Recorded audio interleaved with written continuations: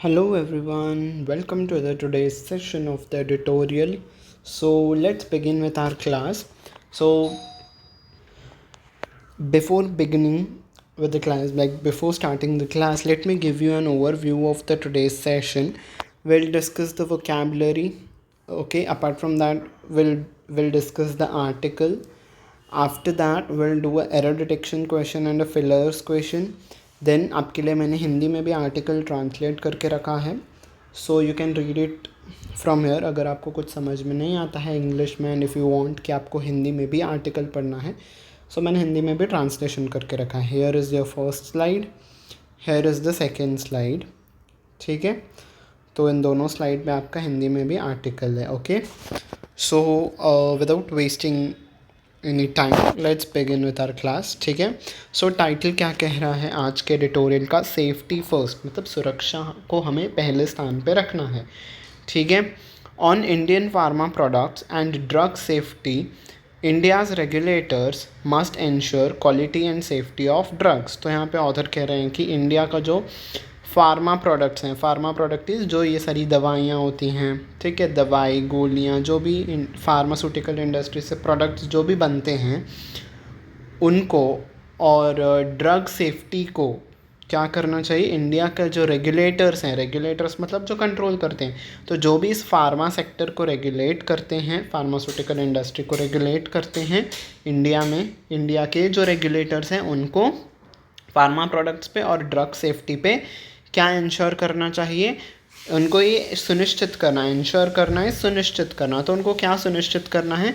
कि वो क्वालिटी को मेंटेन करें, जब वो प्रोडक्ट्स को बना रहे हैं तो वो अच्छे क्वालिटी के प्रोडक्ट्स को बनाएं, और सेफ्टी, और जब वो ड्रग्स बना रहे हैं, ड्रग्स इज़ यहाँ पे दवाइयाँ, ठीक है, हम दवाइयों को भी ड्रग्स कहते हैं ना, वो रेस, चरस, गांजा, वो उन सब की बात नहीं हो रही है यहाँ पे. मेडिकल टर्म्स में दवाइयों को क्या बोलते हैं? ड्रग्स बोलते हैं. तो वो कितनी सेफ़ हैं ह्यूमन कंजम्पशन के लिए, वो भी हमें सुनिश्चित करना है कि वो ह्यूमन कंजम्पशन के लिए सेफ़ है और वो अच्छी क्वालिटी की हैं. तो इंडियन रेगुलेटर्स को ये दो काम करने हैं. ठीक है, सो अब हम आ जाते हैं वोकैबुलरी पे. आपका पहला शब्द है ट्रिकल इन. तो ट्रिकल इन का मतलब क्या होता है? टू अराइव और move somewhere slowly and gradually. तो कोई भी चीज़ धीरे से आ जाती है और या फिर एक जगह से दूसरी जगह आती है, मूव करती है, या फिर धीरे धीरे बढ़ती है, तो वो ट्रिकल करती है. ठीक है, हम उसे ट्रिकल इन कहते हैं. नेक्स्ट वर्ड है आपका इंग्रेडिएंट. तो जब वो इंग्रेडिएंट आपका नाउन की तरह यूज़ होता है तो उसका मीनिंग होता है एनी ऑफ द फूड्स और substances that are combined to make a particular dish.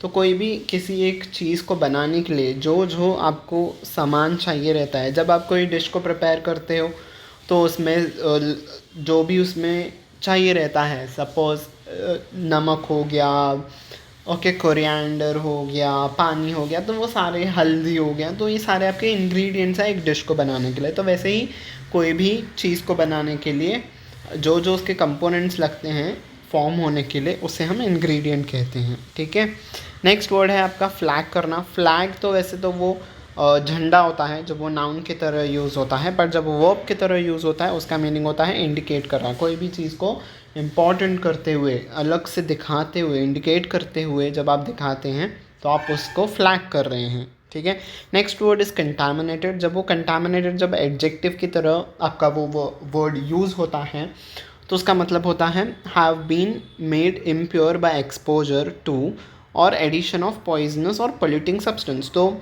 कोई भी चीज़ अगर कंटामिनेट हो गई है, मतलब उसमें कुछ कोई ना कोई दूषित कोई भी दूषित वस्तु मिक्स हो गई है, या फिर कोई जहरीली, पॉइजनस इज जहरीला, कोई जहरीला सब्सटेंस उसमें मिक्स हो गया है, हम कहते हैं ना दिस वाटर इज़ कंटामिनेटेड. मतलब कोई तो एक उसमें जहरीली वस्तु मिल गई है naturally because of the things, तो हम उसे कंटामिनेशन कहते हैं. ठीक है, ओके, कंटामिनेटेड क्लियर हो गया. जब कोई हम उसमें कोई जहरीली वस्तु मिल जाती है तो वो कंटामिनेट हो जाता है. ठीक है, next word is predictable. Predictable जब आपका एडजेक्टिव की तरह यूज़ होता है उसका मीनिंग होता है हैपनिंग और behaving in a way that you expect and not usual और इंटरेस्टिंग. तो जैसे आपने एक्सपेक्ट किया है वैसे ही वो चीज़ चल रही है, प्रेडिक्टेबल है. ठीक है, इज़ अ ईजी वर्ड. ठीक है, भविष्य में आपने जैसे प्रेडिक्ट किया था वो वैसे ही चल रहा है. ठीक है, वॉच डॉग जब वो नाउन की तरह यूज़ होता है उसका मीनिंग होता है अ पर्सन और an organisation that makes sure that companies governments etcetera are not doing anything illegal और रॉन्ग। तो जो कोई भी एक पर्सन या फिर कोई एक ऑर्गेनाइजेशन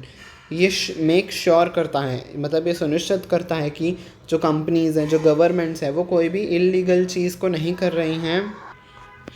ठीक है, तो जब वो इंश्योर करते हैं कि कोई भी इलीगल चीज़ें नहीं चल रही हैं, सब कुछ सही से चल रहा है, तो वो आपका वॉच डॉग है। ठीक है, दवाइयों के केस में आपका वॉच डॉग कौन है?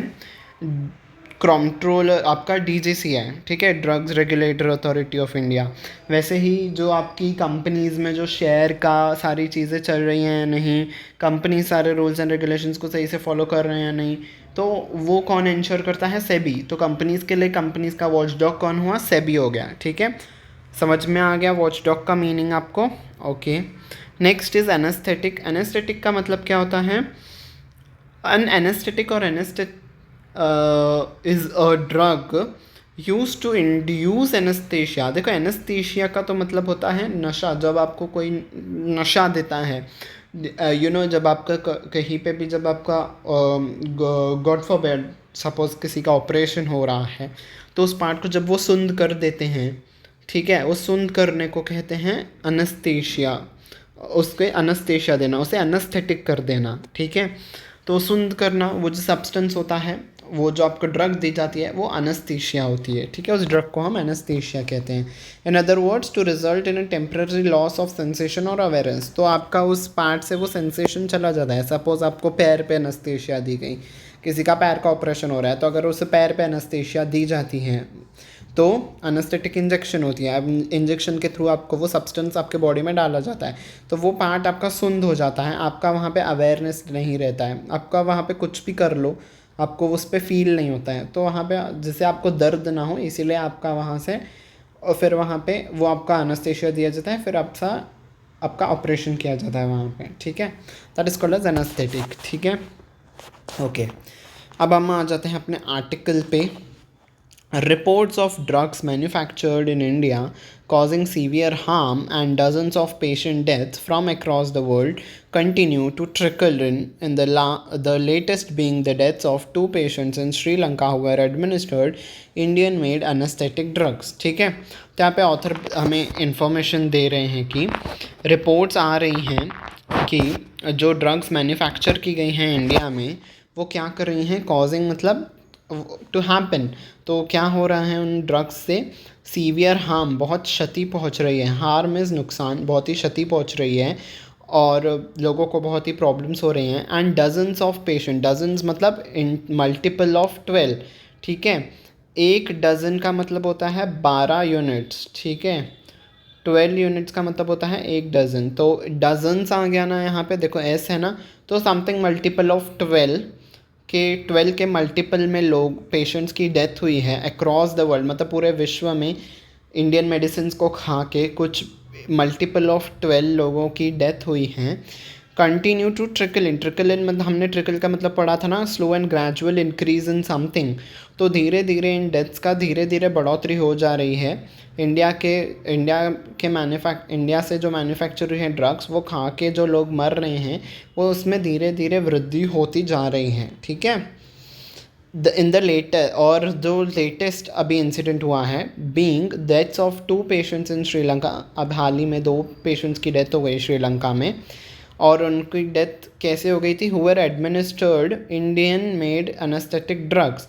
तो इंडिया में जो बनाई गई थी एनेस्थेटिक का मीनिंग मैंने आपको बता दिया था। तो वो जो एनेस्थेटिक ड्रग्स बनाई दी गई, वो दी गई थी। एडमिनिस्टर करना मतलब दिए जाना। ठीक है, हम वैक्सीन को एडमिनिस्टर करते हैं। ठीक है, तो वैसे ही ये ड्रग्स भी उन्हें दी गई थी, उन्हें एडमिनिस्टर की गई थी श्रीलंका में 2 पेशेंट्स को, तो उनसे उनकी मौत हो गई। ठीक है, जस्ट लास्ट मंथ और पिछले महीने ही ऐसा हुआ था कि eye drops manufactured in India. तो आई ड्रॉप्स इस जो आँखों में ड्रॉप्स डाले जाते हैं, वो जो इंडिया में बनाए गए थे, had caused eye infection in about 30 patients. 30 लोगों में आई का इन्फेक्शन हो गया वो आई ड्रॉप्स डालने से। और ब्लाइंडनेस मतलब अंधापन, वो लोग अंधे हो गए इन 10 लोग अंधे हो गए श्रीलंका में। तो श्रीलंका में ही 2 लोग का अनेस्थीसिया लेने से डेथ हो गया। 30 पेशेंट्स को आई इन्फेक्शन हो गया आई ड्रॉप्स यूज़ करने से, इंडिया के द्वारा निर्मित आई ड्रॉप्स यूज़ करने से। और 10 लोग श्रीलंका में ही अंधे भी हो गए ये आई ड्रॉप्स यूज़ करके, ठीक है। While anaesthetic drugs made in India causing deaths are a first recent past. तो जो अनेस्थीसिया से जो लोग मरे हैं ना, इंडिया के अनेस्थीसिया के ड्रग्स यूज़ करके जो लोग मरे हैं वो अभी नहीं है, पहले तो ऐसे कभी नहीं हुआ था, ये तो अभी हाल ही की बात है, ठीक है। रिसेंट पास्ट मतलब अगर हम पिछले कुछ टाइम को कंसिडर करें तो अभी हाल ही की बात है कि वो लोग मरे हैं, पहले तो नहीं मरते थे। पर eye drops causing infections, blindness and even deaths way reported a few months ago.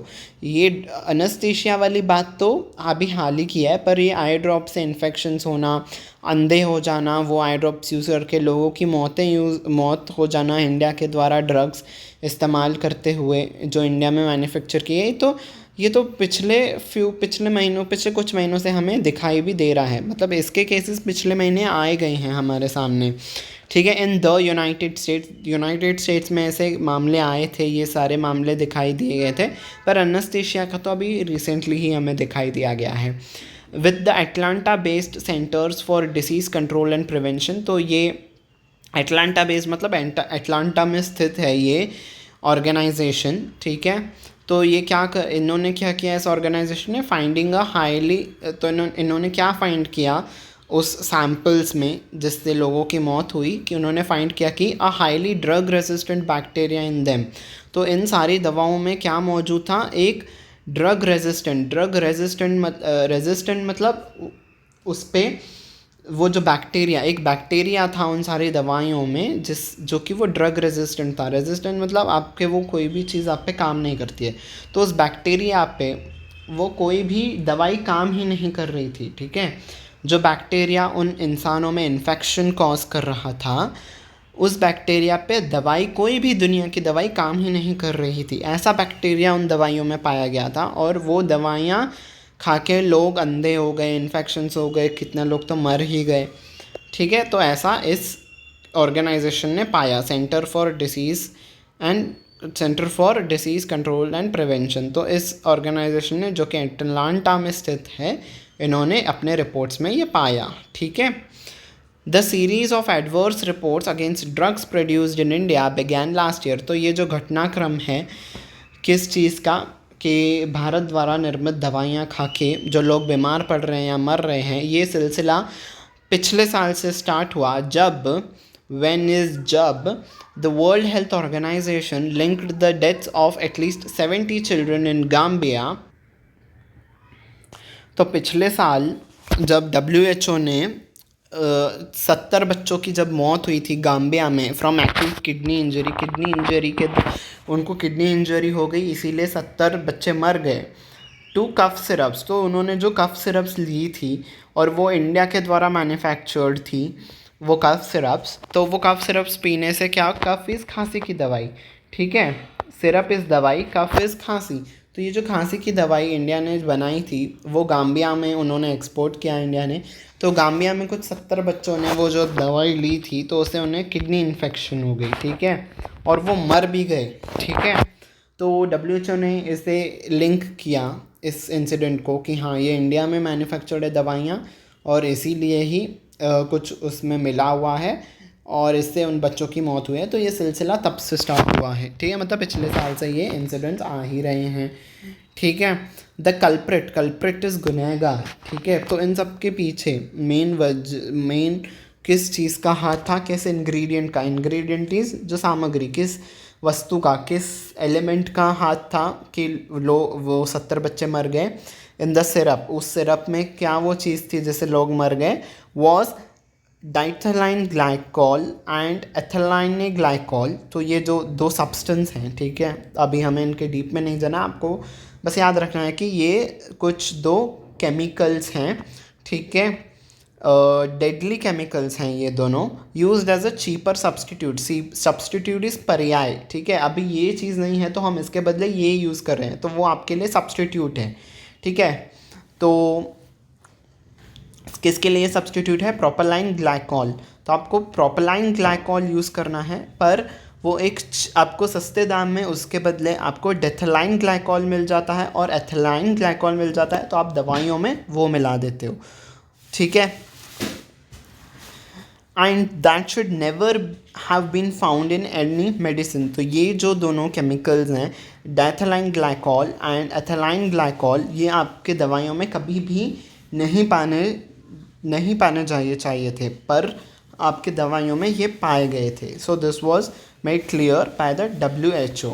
Okay, soon, जल्द ही, after the deaths in Gambia, cough syrups made in India containing the two deadly chemicals killed 18 children in Uzbekistan। तो Gambia में जब 70 बच्चे तो मर ही गए, उसके बाद से वो कफ सिरप्स पीने से तो उसके तुरंत बाद ही 18 बच्चे भी मर गए उज़्बेकिस्तान में इन दिसंबर 2022। तो दिसंबर 2022 में भी ये कफ सिरप पीने से उज़्बेकिस्तान में भी कुछ 18 बच्चों की मौत हो गई।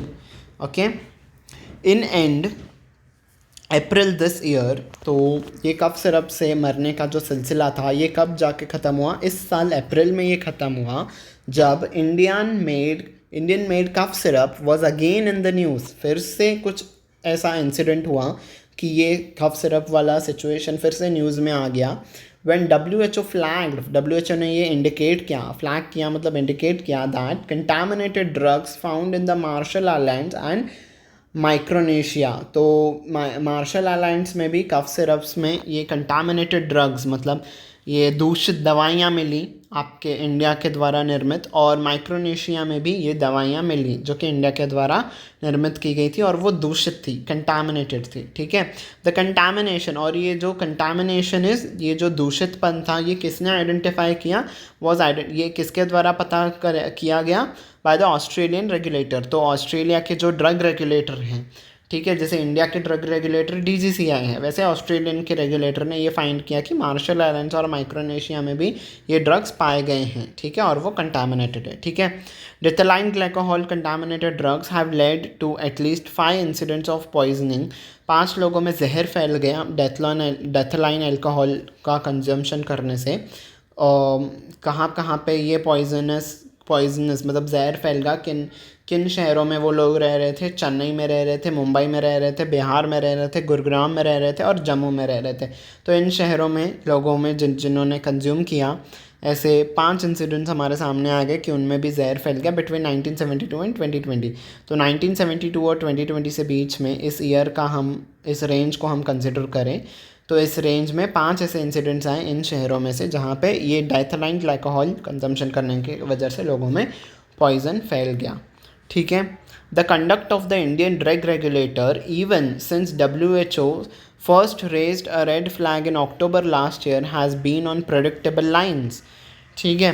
तो जो कंडक्ट मतलब जो बर्ताव था इंडियन ड्रग रेगुलेटर का, DGCI का, एवर सिंस जब से WHO ने एक इंडिकेट किया था हमें अक्टूबर में ही कि आपके दवाइयों में कुछ ना कुछ गड़बड़ी है, तब से DGCI का जो बर्ताव था, जो कंडक्ट था, वो प्रेडिक्टेबल लाइंस पे था। प्रेडिक्टेबल लाइंस मतलब हम जानते हैं कि इंडिया पे तो वो कैसे ही रिएक्ट करेंगे, ठीक है। कैसे रिएक्ट किया उन्होंने वो हमें आगे बताएंगे, ठीक है। पर जैसे हमने प्रेडिक्ट किया था वैसा ही था। Even after serious violation is उल्लंघन करना, इतने सारे चीज़ों का उल्लंघन करना कि आपको तो ये पता होगा ना भाई, आप ड्रग कंट्रोलर हो, तो आप दवाइयों को कैसे सर्टिफाई करते हो कि हाँ इसमें जो भी सब्सटेंस है वो ह्यूमन कंजम्पशन के लिए सेफ़ है। कैसे आपने ये किया? कैसे आपने ये डाइथाइल जो ग्लाइकोहॉल था और एथिलाइन ग्लाइकोहॉल था उसको आपने कैसे सर्टिफाई कर दिया? ये तो उल्लंघन है ना। तो इतने सारे सीरियस इज़ बहुत ही ग्रेव, ठीक है। तो इतने सारे सीरियस उल्लंघनों के बाद भी it gave a clean chit to the company that had supplied the drugs to Gambia. तो गाम्बिया में जिस कंपनी ने वो दवाइयाँ भेजी थी उसे क्लीन चिट दे दी गई कि हाँ आपका इसमें कोई दोष नहीं था। क्लीन चिट देना है उसे दोष मुक्त कर देना, आपका कोई दोष नहीं था इसमें, ठीक है। And then went on the offensive to fault the global health body. और उन्होंने कहा कि ये तो और उन्होंने went offensive to the fault, मतलब इल्ज़ाम लगा दिया, उल्टा ही इल्ज़ाम लगा दिया किस पे, ग्लोबल हेल्थ बॉडी पे। कौन है हमारी ग्लोबल हेल्थ बॉडी? WHO। यहाँ पे ग्लोबल हेल्थ बॉडी से किसे रिप्रेजेंट किया गया है? WHO को। और पूरा का पूरा ब्लेम WHO पे डाल दिया कि नहीं नहीं आप गलत हो, हम तो सही हैं। ठीक है, ये तो आपके द्वारा ही कुछ मिस्टेक की गई होगी, आपने ही सही से फाइंड नहीं किया होगा, बाकी हमारे तरफ से तो सब सही है। ठीक है, while WHO held it's ground, पर WHO हेल्ड इट्स ग्राउंड मतलब अपने बातों पे वो अड़ा रहा। The drug regulator stand was expose, और जो ड्रग रेगुलेटर का स्टैंड था, मतलब हमारा जो DGCI का स्टैंड था कि नहीं हम सही हैं, और क्लीन चिट दे दी गई थी उस कंपनी को, ये कहे कि नहीं ये कंपनी सही है, इसमें कोई भी दूषित ड्रग्स नहीं थे, उसे एक्सपोज कर दिया गया। एक्सपोज करना है, इस पूरे विश्व के सामने ला देना। ठीक है, एक्सपोज करना है, सबके सामने ला देना।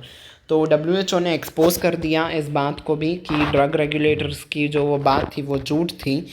कैसे उन्होंने एक्सपोज कर दिया? एक टेस्ट करवाया उन्होंने, WHO ने, उसके रिज़ल्ट्स में उन्होंने टेस्ट करवाया, उसके रिज़ल्ट से ये पता चला कि हाँ इन्होंने ही वो दूषित दवाइयाँ भेजी थी और इनमें ही वो कुछ ना कुछ कमी थी। ठीक है, तो कहाँ से वो टेस्ट करवाया उन्होंने? स्विट्ज़रलैंड में टेस्ट करवाए, और घना भी एक कंट्री है जहाँ पे उन्होंने ये टेस्ट करवाए, और इन दोनों कंट्रीज़ ने ये कंफर्म किया कि हाँ इसमें confirm the presence of toxic chemicals in the cough syrup sample from the Gambia. तो गाम्बिया से जो उनको कफ सिरप सैंपल मिला था उसमें टॉक्सिक केमिकल्स है, टॉक्सिक इस जहरीले केमिकल्स प्रेजेंट थे, हाँ वो सैंपल में प्रेजेंट थे। जो गाम्बिया में जो बच्चों ने दवाई ली थी उसमें जहरीले पदार्थ शामिल थे। ठीक है, WHO ने एक्सपोज कर दिया कि चलो हमसे गलती हो सकती है, पर क्या स्विट्ज़रलैंड से भी गलती हो सकती है? क्या घना से भी गलती हो सकती है? ऐसा कह के उन्होंने वहाँ से भी टेस्ट करवाया और ये पाया गया कि हाँ जहरीले पदार्थ शामिल थे उन दवाइयों में। ऐसे कह के उन्होंने DGCI को, रेगुलेटर को एक्सपोज कर दिया। Also a detailed casualty assessment by the Gambia ने भी एक डिटेल मतलब पूरा का पूरा एनालाइज किया। कैजुअल्टी असेसमेंट, कैजुअल्टीज़ जो मृत्यु हुई थी उन बच्चों की, उस पर गाम्बिया ने भी पूरा एनालाइज किया, असेसमेंट किया। एंड इंडिपेंडेंट इन्वेस्टिगेशन, इंडिपेंडेंट स्वतंत्र तरीके से किसी से भी इन्फ्लुएंस ना होके उन्होंने इन्वेस्टिगेशंस की by the Gambian parliamentary committee. Gambian parliamentary committee ने इस पे इन्वेस्टिगेशन की, और जो CDC थी, Center for Disease Control, Atlanta में थी, जो इन दोनों ने मिलकर इन्वेस्टिगेशन की और उन्होंने पाया कि found a link between the deaths and the toxic chemicals. ठीक है, तो उन्होंने ये पाया कि हाँ एक रिश्ता है, एक लिंक है। ऐसा 100% श्योर है कि जो गाम्बिया में जो बच्चों ने दवाई पी थी उसमें टॉक्सिक केमिकल्स शामिल थे, इसीलिए ही उनकी मृत्यु हुई। ठीक है, okay. Expect for some customary inspection, except मतलब इन चीज़ों को छोड़ के, किन चीज़ों को? सम कस्टमरी इंस्पेक्शंस, मतलब ऊपर से नाम के वास्ते जो इंस्पेक्शंस होते हैं, लोगों को दिखाने के लिए जो इंस्पेक्शंस किए जाते हैं, उसे छोड़ दिया जाए तो द इंडियन ड्रग रेगुलेटर है सो फार मतलब अब तक जो इंडिया का जो ड्रग रेगुलेटर है DGCI है वो फेल हो चुका है। किस चीज़ में फेल हो चुका है? To institute measures to make sure that drugs produced in India for export and domestic use are safe. तो इस बात को सुनिश्चित करने में कि जो ड्रग्स को हम एक्सपोर्ट करते हैं, मतलब हम जो बाहर दूसरे कंट्रीज़ को बेचते हैं, और जो डोमेस्टिक यूज़ मतलब जो इंडिया में ही जो इंडिया के लोग ड्रग्स को कंज्यूम करते हैं, जो दवाइयाँ लेते हैं, वो सेफ़ हैं, इस बात को श्योर करने में, इस बात को सुनिश्चित करने में इंडिया का जो ड्रग रेगुलेटर है DGCI वो पूरी तरीके से फेल हो चुका है। ठीक है, मतलब सिर्फ वो ऊपर से दवाइयों का इंस्पेक्शन करता है और लोग उन दवाइयों को सर्टिफाई कर देता है हाँ कि ये सही हैं, लोग इसे कंज्यूम कर सकते हैं, पर वो ये बिल्कुल भी डिटेल एनालिसिस नहीं करता है कि क्या उसमें जहरीले पदार्थ शामिल हैं, कौन से वो पदार्थ हैं जो लोगों को हार्म कर सकते हैं। नहीं, ऊपर से बस देख लेता है DGCI और बस पास कर देता है। ठीक है, India can continue to be the pharmacy of the global south. अब आज के ज़माने में इंडिया को ना pharmacy of the global south कहा जाता है। ठीक है, pharmacy of the global south मतलब जहाँ पे बहुत सारी दवाइयाँ बनती हैं और जो पूरे विश्व को दवाइयाँ देता है।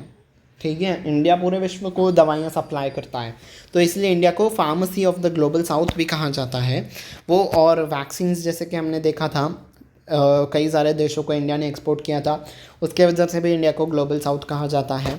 ठीक है, तो अगर वो चाहता है कि वो इस पद पे बना रहे कि इंडिया को ग्लोबल साउथ कहा जाए, अगर इंडिया ऐसा चाहता है तो वो तभी ही संभव हो सकेगा।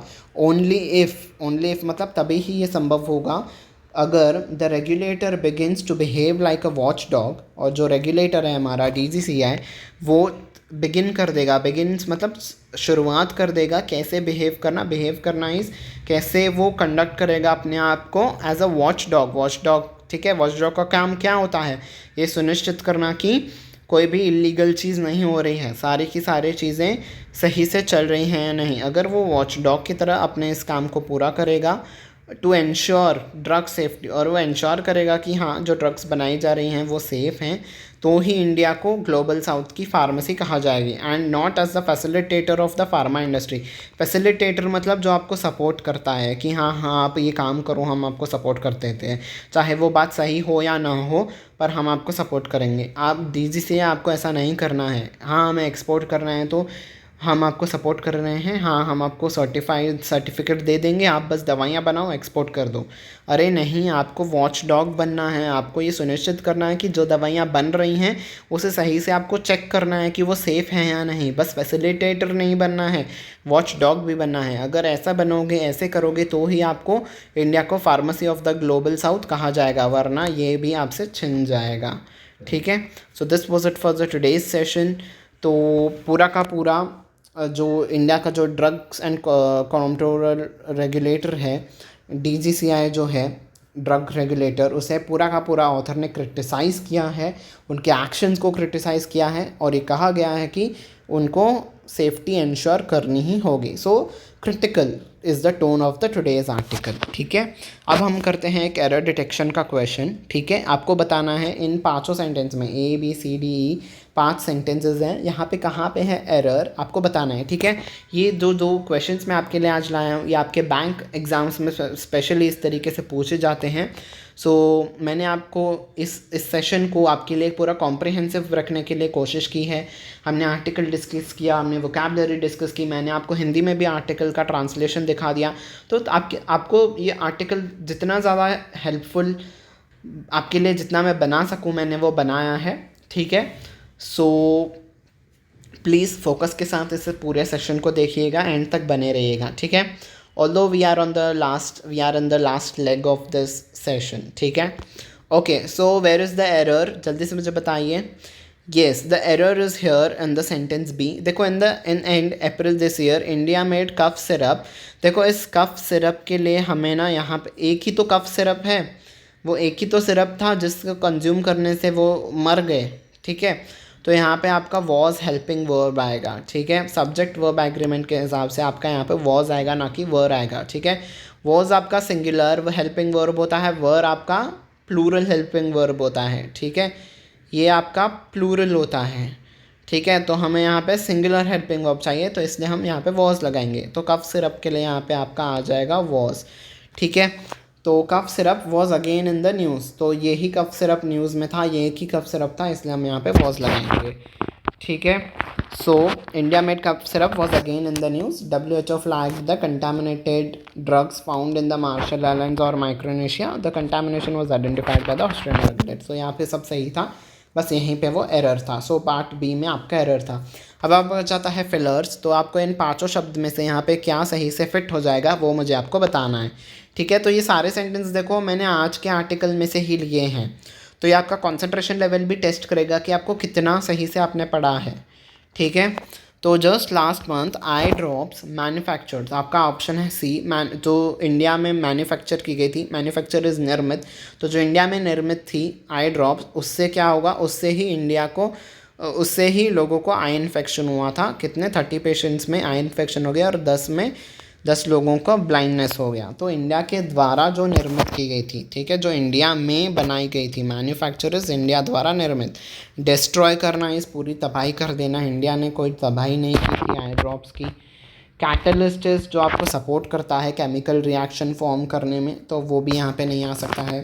वेन इज़ व्यर्थ जाना, हम कहते हैं ना all my efforts gone in when, तो वो आपका यहाँ पे मीनिंग, तो वो भी नहीं आएगा। सो आपका एक ही ऑप्शन है, दैट इज़ ऑप्शन सी, जो यहाँ पे सही से बैठेगा। ठीक है, सो हिंदी में आपका आर्टिकल आप पढ़ लेना। तो थैंक यू वेरी मच कि आप यहाँ तक बने रहे, पेशेंस के साथ आपने मुझे सुना, अच्छे से समझने की कोशिश की। ठीक है, आपको अगर कहीं पे भी डाउट आता है तो आप फिर से रिकॉर्डिंग को चलाइएगा, आपको आई एम श्योर कि आपको फिर से वो समझ में आएगा। ठीक है, I hope you have like this session. तो if you are like then don't forget to hit on the like button, इस वीडियो के लाइक बटन पे हिट कर देना, और आप कमेंट भी कर देना कि आपको ये कैसा लगा सेशन। ठीक है, और अपने फ्रेंड्स को भी आप शेयर कर दीजिएगा अगर आपको ये पसंद आया हो सेशन। ठीक है, ताकि उनके लिए भी हेल्पफुल प्रूव हो। ठीक है, उनके प्रिपरेशन में भी ये सेशन उनको हेल्प करे। और सब्सक्राइब बटन पे भी प्रेस कर देना और इस बेल आइकन को भी प्रेस कर देना, ताकि आपको सारे के सारे आगे आने वाले सेशंस की नोटिफिकेशन टाइम टू टाइम मिल जाए। ठीक है, thank you very much for being with me till here. Until we meet next time, bye bye everyone and take care.